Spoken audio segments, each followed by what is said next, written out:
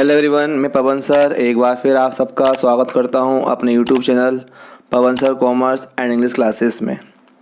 आज इस वीडियो में हम सीखेंगे विमर्श पे दिए गए पोर्टल पर प्रश्न बैंक में क्लास 12 अकाउंट का इकाई 4 यूनिट नंबर 4, जिसमें आपको MCQ जो दिए गए हैं उसका पूरा आंसर बताऊँगा मैं, और जो क्वेश्चन दिए गए हैं न्यूमेरिकल छोड़कर थ्योरेटिकल्स उनकी इंग्लिश करेंगे।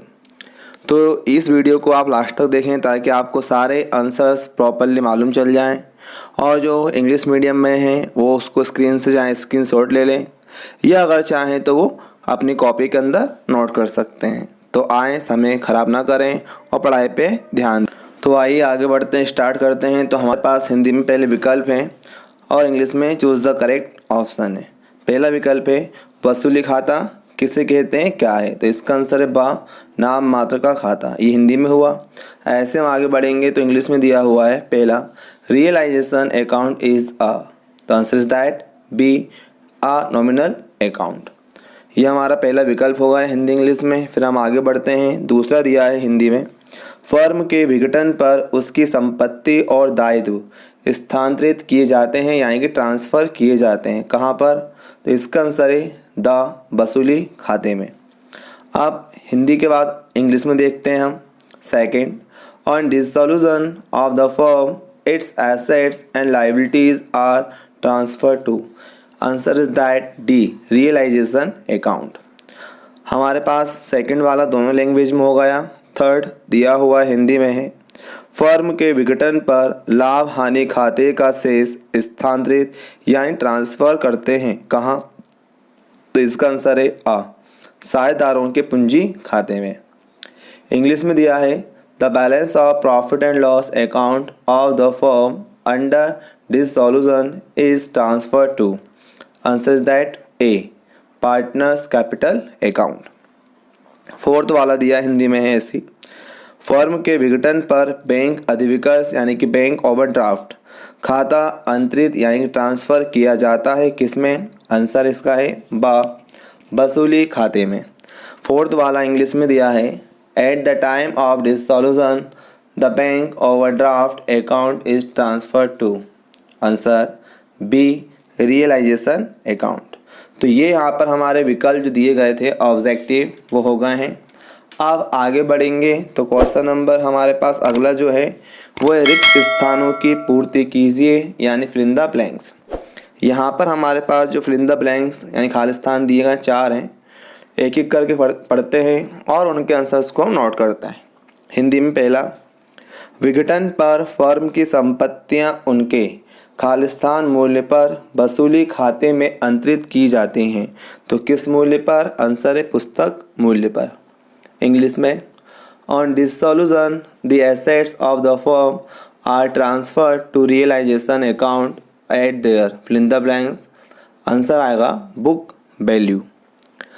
अब आगे बढ़ते हैं हिंदी में। सेकंड वाला दिया है फर्म के विघटन के पश्चात यानी फर्म समापन के बाद साझेदार स्वयं का खालिस्तान कर सकता है।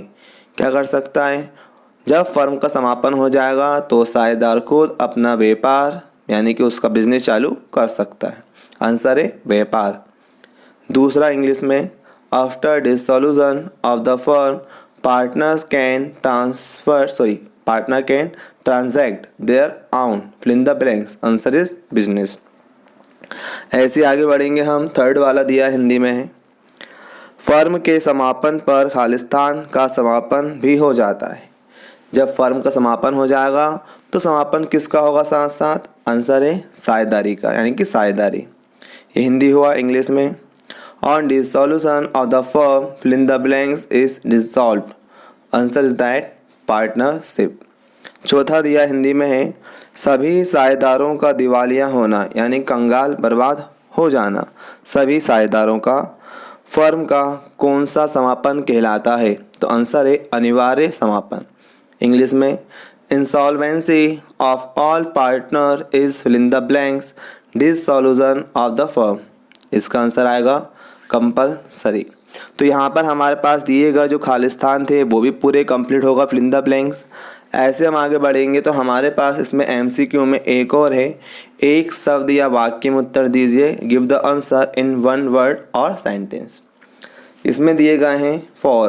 पहला है हिंदी में वसूली खाता कब बनाया जाता है, तो इसका आंसर है, आप सभी जानते हैं वसूली खाता कब बनता है, जब पूरी फर्म समाप्त हो जाती है, बंद हो जाती है, यानी साझेदारी के समापन पर। इंग्लिश में है when is realization account prepared, answer is that on the dissolution of partnership firm. First हुआ। हिंदी में दूसरा है समय समाप्त हो जाने पर फर्म का विघटन क्या कहलाता है। समय पार्टनरशिप यानी साझेदारी करने का समय जो काल होता है, जब समाप्त हो जाता है तब फर्म के समापन को कौन सा समापन कहते हैं, तो इसका आंसर है संयोग द्वारा समापन। इंग्लिश में dissolution of partnership due to effect of time is called, answer is that dissolution on contingencies. Hindi में आएंगे। तीसरा है अलिखित दायित्व का भुगतान का लेखा वसूली खाते में किस पक्ष में होगा, इसका आंसर है डेबिट साइड यानी कि नाम पक्ष में। इंग्लिश में in which side of realisation account is so payment of unrecorded liabilities, answer is that debit side. ऐसे हम आगे बढ़ते हैं तो फोर्थ वाला हिंदी में दिया है वसूली खाते में वसूली खर्च का लेखा किस पक्ष में किया जाएगा, तो इसका आंसर भी सेम है थर्ड की तरह, यानी कि नाम पक्ष में, डेबिट साइड में। इंग्लिश में हमारे पास दिया फोर्थ वाला in which side of realisation account will be recorded of realisation expenses, answer is that debit side. तो ये यहाँ पे हमारे पूरे इकाई 4 के जो विकल्प यानी कि सही विकल्प, खालिस्तान और एक सदवाक्य में दिए गए थे, ये सब हमारे कंप्लीट होते हैं। अब ऐसे हम आगे बढ़ेंगे तो इस इकाई में से केवल 3 मार्क्स में थ्योरेटिकल्स और न्यूमेरिकल क्वेश्चंस आएंगे। तो यहाँ पे थ्योरी में हमारे पास 6 क्वेश्चन दिए गए हैं और 3 क्वेश्चन जो दिए गए, क्वेश्चन नंबर 7, 8, 9 वो न्यूमेरिकल्स से। तो न्यूमेरिकल्स के लिए मैं अगली वीडियो बनाऊंगा जिसमें आपको सभी इकाइयों की न्यूमेरिकल्स को पूरा सॉल्व करते हुए दिखाऊंगा। तो इसलिए आप जितना हो सके वीडियो को आप सब्सक्राइब करें, लाइक करें, शेयर करें, और कोई भी डाउट हो या किसी का आंसर आपको पूछना हो और जानना हो तो उसके लिए आप कमेंट बॉक्स में कमेंट भी कर सकते हैं। लेकिन वीडियो को सब्सक्राइब जरूर करें ताकि आपको आने वाली वीडियो में जो भी न्यूमेरिकल्स क्वेश्चंस हैं वो आपको जल्द से जल्द मिल जाएं। तो आइए आगे बढ़ते हैं। तो इसके जो थ्योरेटिकल क्वेश्चन हमको दिए गए हैं 3 मार्क्स में वो क्या है हिंदी में और क्या इंग्लिश में। हिंदी में पहला, न्यायालय फर्म का विघटन किन दशाओं में कर सकती है, दशाओं अवस्थाओं में कर सकती है, हिंदी हुआ। इंग्लिश में इसका फर्स्ट वाले का, in what circumstances the court may order to dissolve the firm. ऐसा आगे बढ़ते हैं। दूसरा हिंदी में, फर्म के अनिवार्य विघटन की दशाएं लिखिए। दशाएं, अवस्थाएं, कारण एक ही है। इंग्लिश में है write the condition of compulsory dissolution of a firm. Third Hindi में दिया है फर्म के विघटन और साझेदारी के विघटन में अंतर लिखिए। इंग्लिश में है write the difference between dissolution of partnership and partnership firm. Fourth Hindi में वसूली खाता एवं पुनर्मूल्यांकन खाता में अंतर लिखें।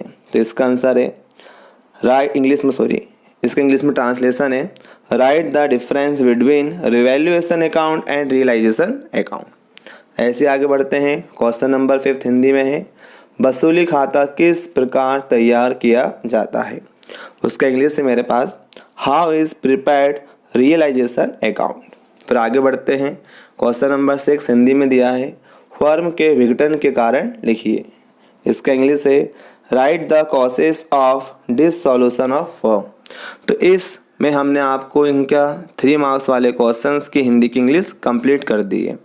तो यहाँ पर इस वीडियो में आपको इकाई 4 यूनिट नंबर 4 अकाउंट विमर्श पे दिए गए प्रश्न बैंक के सारे जो MCQ थे हिंदी और इंग्लिश में ट्रांसलेशन और हिंदी इंग्लिश में दोनों के आंसर्स, प्लस जो क्वेश्चन 3 मार्क्स में दिए गए हैं हिंदी में उनका इंग्लिश में ट्रांसलेशन, ये सब करके बता दिए गए हैं। तो आप पढ़ाई पे ज़्यादा फोकस करेंगे। कोविड-19 में घर रहें, सुरक्षित रहें। थैंक्स।